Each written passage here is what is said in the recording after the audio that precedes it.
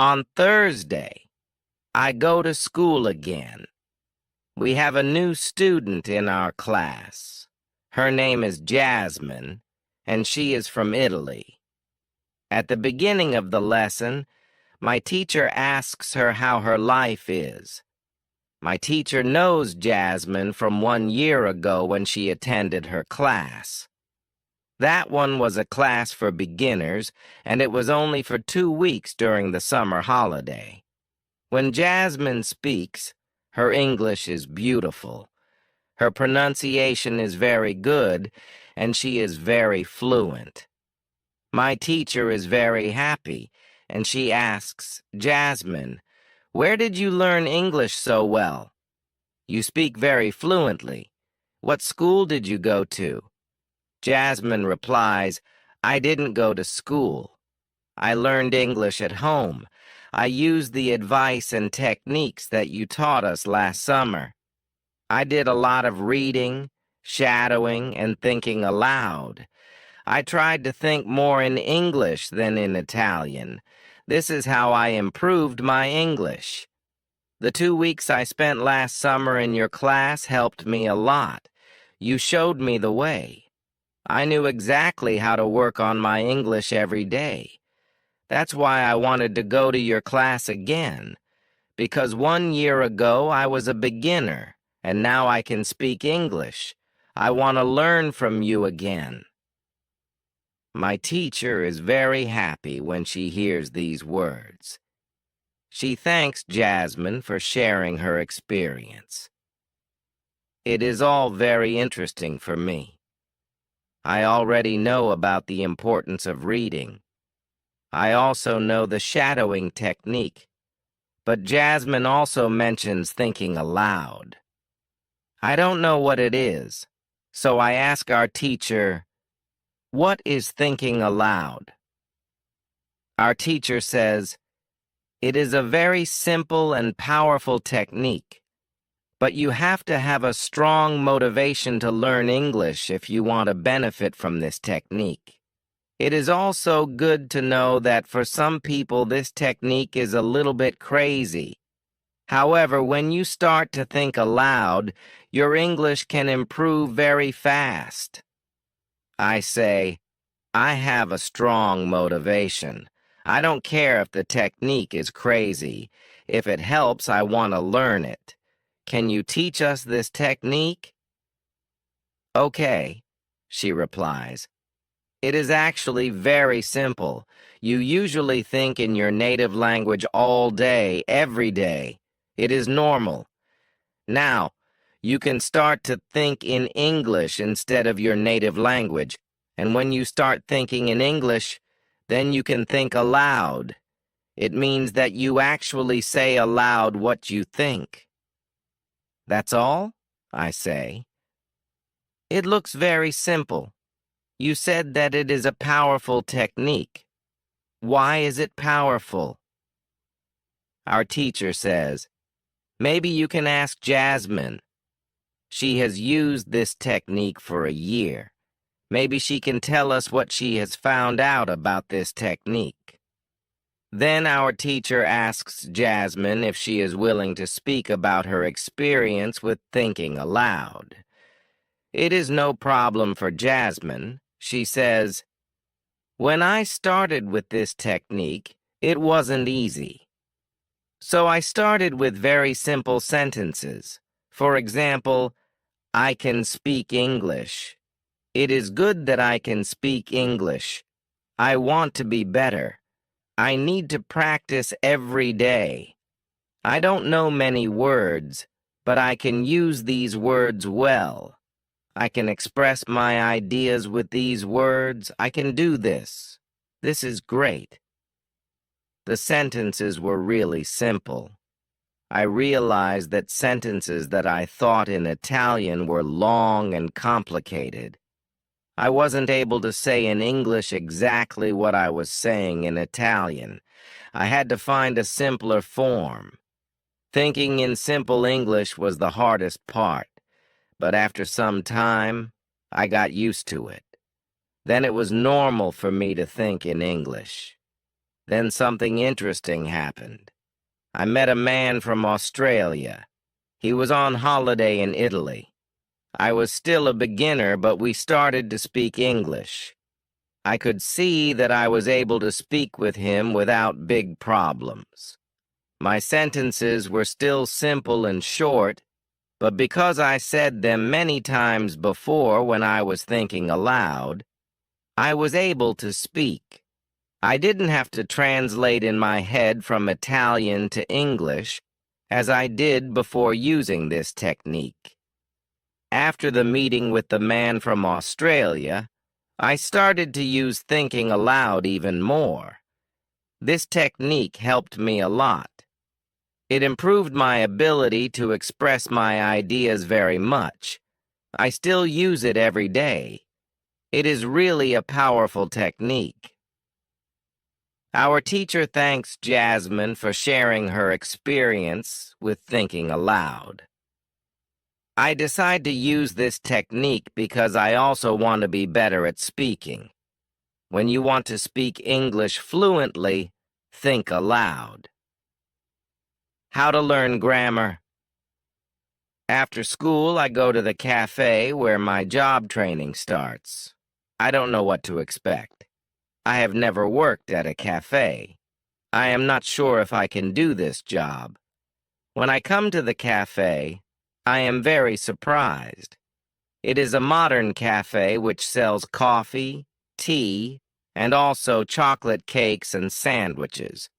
My boss is only 30 years old, but she has been working at the cafe for more than 2 years. She has a lot of experience, and she knows everything perfectly. She shows me how to prepare coffee, how to wash the dishes, and how to deal with customers. It is all new for me. I remember only about 20% of what she is telling me, but then she lets me do the work and she corrects me when I make a mistake. She is very friendly and I learn fast. After the first day at work, I am very tired. I had to learn many new things, but I am happy that I have a job. The next day is Friday and I go to school again. One student asks an interesting question. Sometimes when I speak, I'm not sure if I speak correctly. I'm not sure if I use correct grammar. Can you help me? What do I do if I want to learn grammar? Our teacher says, "Thank you for your question. There are two groups of students. Some students study English because they want to be able to speak. Some students study English because they want to pass an exam. For each group, there is a different approach. First, I will speak about those who need English for speaking. If this is your case, you don't have to study grammar a lot. When you learned your native language, you also learned it without studying grammar. You can learn English grammar naturally by using the language. The best way to learn grammar naturally is by reading a lot. Books are written in good grammar. When you read, you will learn grammar in the context of the whole sentence. I also recommend shadowing. When you do shadowing, you practice the correct grammar. You do it naturally. You don't have to try to remember anything. You only copy sentences with correct grammar. If you need English for speaking but also want to study grammar, you can visit www.ggrammerinls.com. This website shows what grammar is important for the different levels of English. You can find the most important grammar rules for speaking there. The second group of students are those who study English for passing an exam. If you are one of these students, I recommend studying specifically for this exam. It might be helpful to get the versions of this exam from the past years, if they are available, and train with them. Of course, your exam will be a little different, but the structure is usually the same or very similar. From my point of view, the versions of the exam from the past years are good training materials. Then I recommend going to the exam only when your results in the training materials are such that you could pass the exam successfully. Did I answer your question?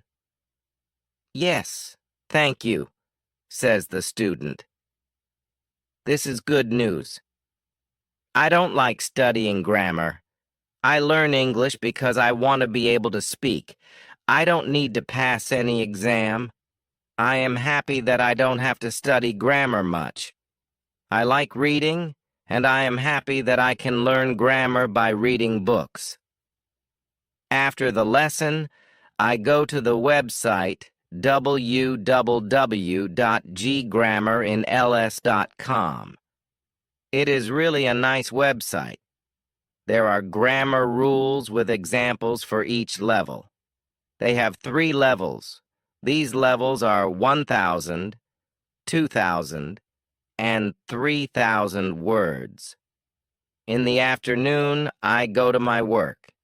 It is my second day, and I can already do a lot of things by myself, but my boss helps me whenever I need it. I see that my work is not very difficult.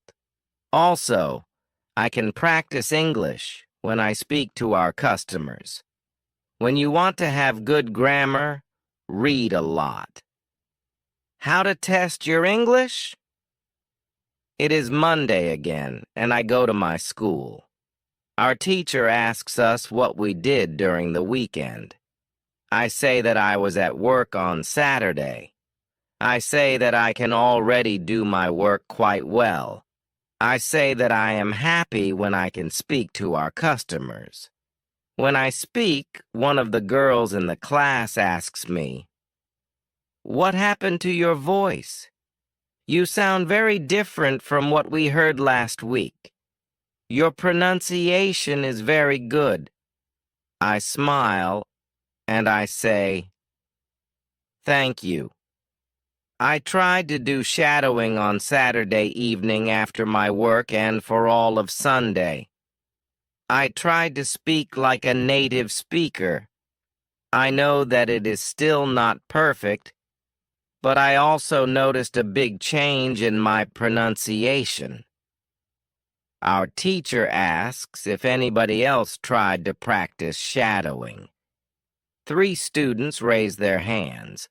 One of them is the student from South Korea. He also likes this technique.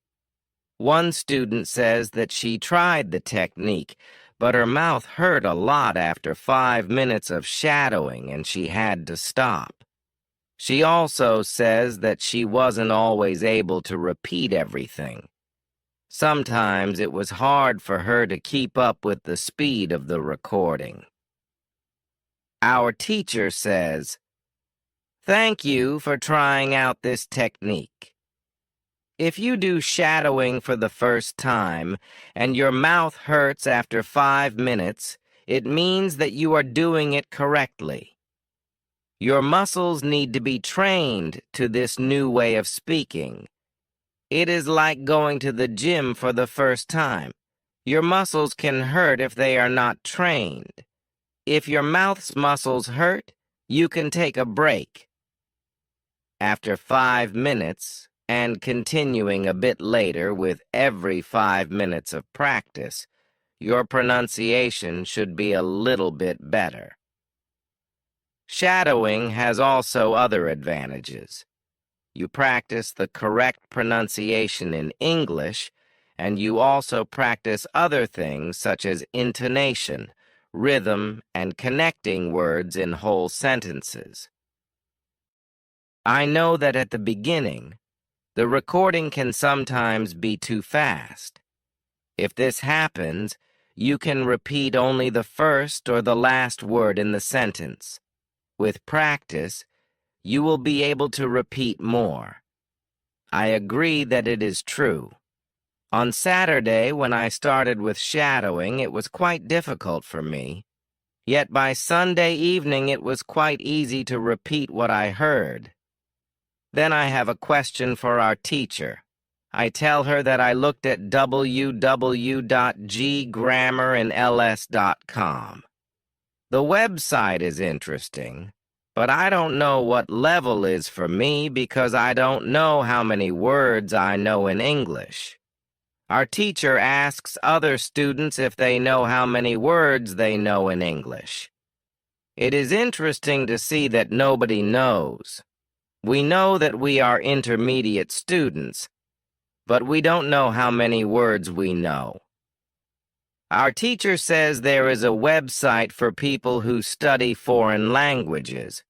You can do a test there. You can find out how many words you know. The test has only 2 steps, and it is really simple. The name of the website is www.testlanguages.com. You can do the test every month, and you can see how much you improved during that month. If you want, you can now take out your smartphones and go to that website and do the test. I want to know how many words I know. I do the test immediately. I see that I know 2,100 words in English. Most of the students know between 2,000 and 2,200 words. Only Jasmine and the boy from South Korea know 2,500 words. Our teacher says so. You can see that when you go to www.grammarinls.com, you should already know grammar from level 1 and level 2.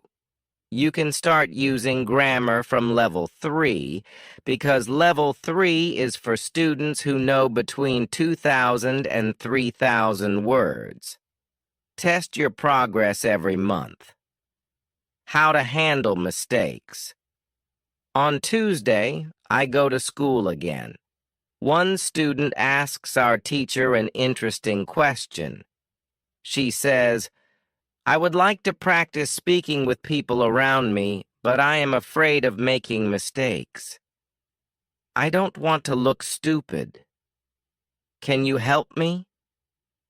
Our teacher says making mistakes is a very interesting topic. There are a lot of opinions on it. I want to show you what I believe is the best approach. I have a lot of experience with this because I also learn new languages. I still continue doing it. For example, now I am learning Spanish. When I speak Spanish, I don't care if I make mistakes or not. The reason why I don't care about mistakes is simple. When I learned my native language, I didn't care about making mistakes either, so why should I care now? My main goal when I use any language is to express my ideas. That is all. I know that when I read a lot, speak, and do shadowing, my Spanish will be better and better. I know that this can sound incredibly simple, but it is my opinion. This is what I have found after many years of both teaching and learning languages. It works very well for me and many of my students. When I speak, I only concentrate on speaking at the moment. I know 1,500 words in Spanish. It is the level of a 2-year-old child. 2-year-old children make a lot of mistakes when they speak, but they don't care about their mistakes. They continue using their native language, and when they are 4 years old, they make very few mistakes. When they are 5 years old, they already speak very well with hardly making any mistakes. You should have the same attitude now. Most of you know about 2,000 words, so it is absolutely okay to make mistakes from time to time. When you continue using English, there will be fewer and fewer mistakes in your speaking. It is not possible to get better without making mistakes. When you practice English, it is okay not to be perfect. Perfection comes with practice. Anybody who started to learn English started from the beginning, from the same level, which is level 0. Learning languages is like learning to play a musical instrument. It needs to be trained. When you start your training, it is not perfect at first, and you make mistakes. It is normal. Take it as a necessary part of your learning process. If you didn't go through this period of making mistakes, you could not get to higher levels. By continuing to do what you want to learn, the mistakes are gradually being eliminated. If you want to make fewer and fewer mistakes, do a lot of reading and shadowing. When you read, you can read aloud. It can also help you make fewer mistakes in real conversations. Care only about exchanging ideas. Don't care about making mistakes when you speak. You practice changing your thoughts into words. You don't learn grammar or words. You have other activities for that. Don't worry. Everybody who learns a foreign language makes mistakes from time to time. Even famous people, bosses of big companies, or politicians. When you listen to these people on TV, you see that they don't care about mistakes. They care about what is important, and that is expressing their ideas.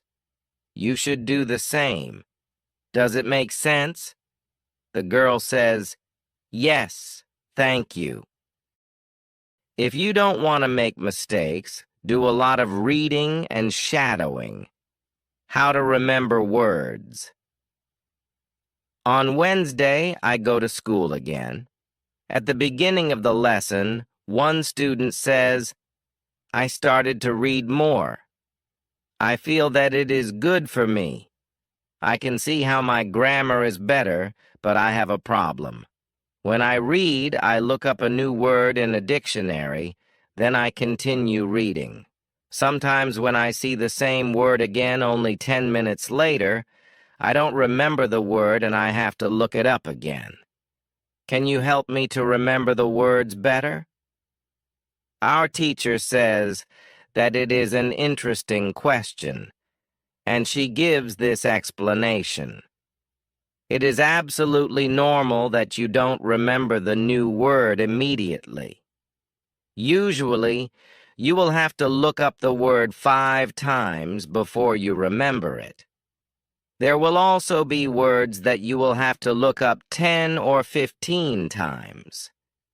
These words are usually verbs.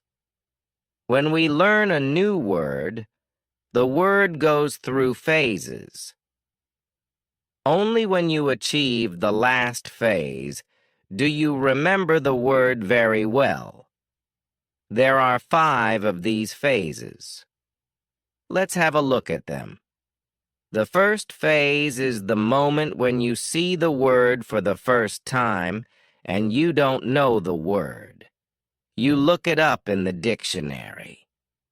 The second phase is the moment when you see the word that you have already looked up in the dictionary or heard or saw it in the past.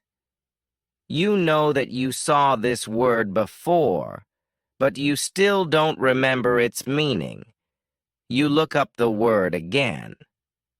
The third phase is the moment when you see the word again and you feel what it could mean, but you are not sure. For example, you know that the word is some kind of object, animal, or verb. The fourth phase is the moment when you already know what the word means when you see it, but you are not able to recall the word when you want to say it. When this phase happens, the word is in your passive vocabulary. The fifth phase is the moment when you are able to use the word when you speak. Now you can see there are 5 phases altogether. Do you understand now why it is not possible to remember a new word when you see it for the first time? You would have to jump across all the phases with the first encounter with the word. You have to see or hear every word several times and let it go through all the phases until you get to phase number 5. You can be happy not only when you learn a new word perfectly, but also when you get from one phase to the other. When it happens, you are closer to the final goal, which is to use the word without problems in everyday communication. All of this is interesting to me. I didn't know about these phases, but it is all logical. It also happened to me that I looked up a new word in the dictionary, but 2 minutes later I didn't know what the word was, and I had to look it up again. I felt stupid that I didn't remember the word. Now I know that it is absolutely okay not to remember the word forever when I see it for the first time. I need several encounters with the word before I can use it well. After school, I go to my football training. Our coach tells us that there will be a match on Saturday. The school team will play against another school team from Cambridge. Our coach tells me to come and play for the school team. I am very happy, and I am looking forward to the Saturday match. When you want to remember a new word, you need to see or hear the word about 10 times. How to improve listening. The next day, I go to school again. One of the students has an important question. He wants to know how to improve his listening skills and what the best approach is. Our teacher says, "Thank you for your question." Good listening skills are very important for communication. If you don't understand what people are saying, it will be difficult for you to speak with them. There are a lot of materials on the internet for students of English. Some students can have a problem with finding the right listening materials for them. Let's have a look at what you should listen to. There are 2 types of materials which you can listen to. You can listen to some audio, or you can watch a film. These are quite different materials and different rules apply to them. When you listen to some audio, you should know 95% of the words or more. If the audio has a lot of new words, read the text first if possible, and make sure you know all the words. When you practice listening, you practice getting information from a spoken language. You don't try to learn new words. Of course, sometimes you can learn new words, but it is not the main goal. When you listen, concentrate on getting information from spoken English. It is important to use materials at your level of English. For example, you can use books in simplified English, which contain an audio recording. I really recommend these books to you. They are fantastic because you can choose a book at your level of English. When you have such a book, read the book first and then listen to the recording. At home or when you travel, you can read 2 great books at www.robinsoncrusoeandlevel.com or www.thelittleprinceannals.com. You can also visit www.newsannals.com if you like listening to the news. All these materials are in 3 levels of English. The second type of materials for listening practice are films and videos on www.udoc.com. These are also great. You can start using them when you know 2,000 words in English or more. This is what you should do with a film. Watch it for the first time with subtitles so that you know what the film is about, then watch the film without subtitles. If you like the film very much, you can watch it more than once. When you watch one film many times, with every view you will understand more. It is also good to watch videos on the internet about interesting subjects. For example, if you like nature, you can watch documentaries about nature. You can also watch reality shows. Reality shows are much easier to understand than films or documentaries because the structure of the show is usually the same. It is necessary to have at least 30 minutes a day of listening. The more you listen, the faster you will understand more words. When listening, you should always look at what you already understand, even if it is just 10% at the beginning. It is very easy to demotivate yourself by realizing all of the parts that you don't understand yet. Look at what you already know. Be happy for every new sentence you have understood. Listening is the easiest way to learn. You don't have to do anything. You just listen. Did this information help you? Yes, says the student. Thank you. The listening topic is very interesting for me. Now I know what to do to improve my listening. When you want to be good at listening, listen for 30 minutes every day. What you need before you start. On Friday, we have an interesting conversation in our class. Our teacher has a question for us. She asks, "What was your first reason to learn English?" Do you remember the moment when you started to learn English? When did you start to be really interested in the language? I say that I remember the moment when I started to be interested in English. My teacher says, "Can you tell us what happened?" I say, "Yes. First, I have to say that English wasn't always my favorite subject. I started to learn English at high school. At the beginning, it was very difficult for me. I didn't understand the structure of the language. It was illogical to me. I tried to remember words. I tried to learn grammar. But it was very hard. When I finished high school, I was still only a beginner. I couldn't speak English, and I believed that I would never learn this language properly.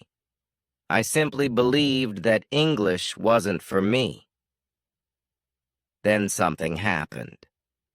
I always liked music, and when I was 20, I started to listen to the Beatles.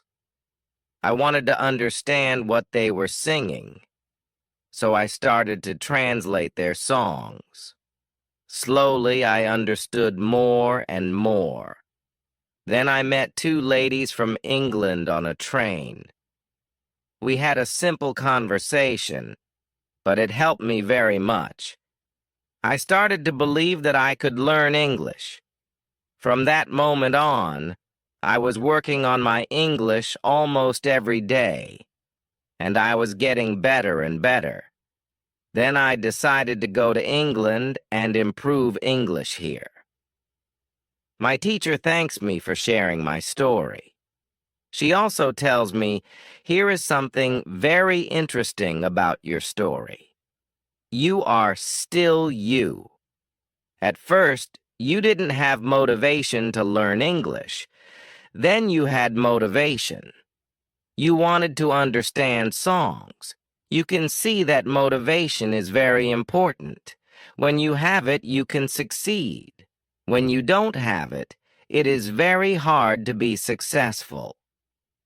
Then our teacher asks everybody in the class about their motivation to learn English. The stories are very interesting. One girl's motivation is to be able to read historical books in original English. One student wants to be a professional tennis coach in England. He wants to speak perfect English before he starts his career as a coach. One woman wants to work for a big international company, and she needs English for her job. I can see that everybody has some kind of motivation to use English in real life or to get information from books. At the end of the lesson, our teacher asks us if we like English. I say, I didn't like English at my high school, but now I like it a lot. I can see how useful it is to know this language. Our teacher says, this is another important factor when you learn a new language. It is good when you like something connected to English. It can be people, music, culture, or history. If you like English, it is easier for you to learn it. If you want to be able to communicate in English, it is good to know 3,000 words or more. If you don't like English, it is more difficult to find time to practice enough to get to the level of 3,000 words. I can agree with my teacher. Now I like not only the Beatles, but also my teacher and my boss, who is also English. I also like English humor. Now it is much easier for me to find time to practice English every day. On Saturday, I go to play football for my school team. We have some very good players on our team, and we win 3-2. We are all very happy. We go to the pub after the match and celebrate our victory. When you want to learn English, you need to have motivation to use English every day. During the next lesson, one of the students asks our teacher this question. You told us that it is good to know 3,000 words. Where can I find these 3,000 words that are the most important for me to learn? My teacher replies, you can Google a list of the 3,000 most frequent words in English, but such a list will not help you much. When you start to learn words from this list, you will learn words outside the context. You will learn words that are not connected with any story. You will not learn what other words are connected with these words in sentences. You will learn them in your short-term memory. This system works only for some words. These are basic words which describe things and people around us. For example, mother, father, apple, blue, orange, dog, cat, book, car, house, city, boy, girl, water, cinema, or paper. These are words which represent something that you can imagine easily. For example, when you learn the word dog, you know immediately what it is. You have a clear idea in your head of what the word means. Yet, when you want to learn words such as appreciate or suppose, this system doesn't work well. This is a problem many students experience.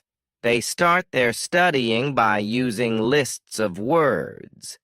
It works at the beginning, and they believe that they can learn English this way. They don't know that when they achieve the level of 1,000 words, they have to start using a different system. If you want to learn words from a higher level, you have to learn them from whole sentences. If you understand the meaning of a word in the context of a sentence, you will learn the word much better. You can learn words from lists, but there is usually a limit to how far you can go with this way of learning, and it is 1,000 words. Also, this way of learning is very slow. There are much better ways, which we have already spoken about, such as reading. For beginners, the best book to read is Robinson Crusoe in Simple English. You can find this book at www.robinsoncrusoeinals.com. It is the best book I know of for learning new words for beginners. There is also one interesting rule that applies here. Every word that is important for you will come back to your life again and again until you learn the word. This is very similar to the way we learn our own language. When we are children, we don't study from lists of words. We just use the language, and important words keep coming into our lives again and again until one day we know what the words mean. We keep learning new words this way all our lives. For example, the verb Google is a new word in many languages. We learned this word by using the language. We didn't learn this word from any list of words. When you heard the word Google for the first time, you probably didn't know what the word meant. Then you heard it again and again, as the word was important for you, and after some time, you understood the word. You can forget about lists of words. Learn new words by reading stories and other interesting texts. When you use English a lot every day, you will learn new words more effectively than from lists of words. Does it make sense? Yes, says the student. Thank you. After school, I go to my work. I already understand how to do my work very well. Things start to be automatic. I am happy that I understand my customers. It is not very difficult because the conversations are usually very similar. Our customers want some coffee or sandwiches, so the words are usually the same or very similar. My confidence goes higher, and sometimes I start to have longer conversations with our customers. Everything is good, but then something happens. It is a little bit shocking for me. When you learn a new word, learn it as part of the whole sentence.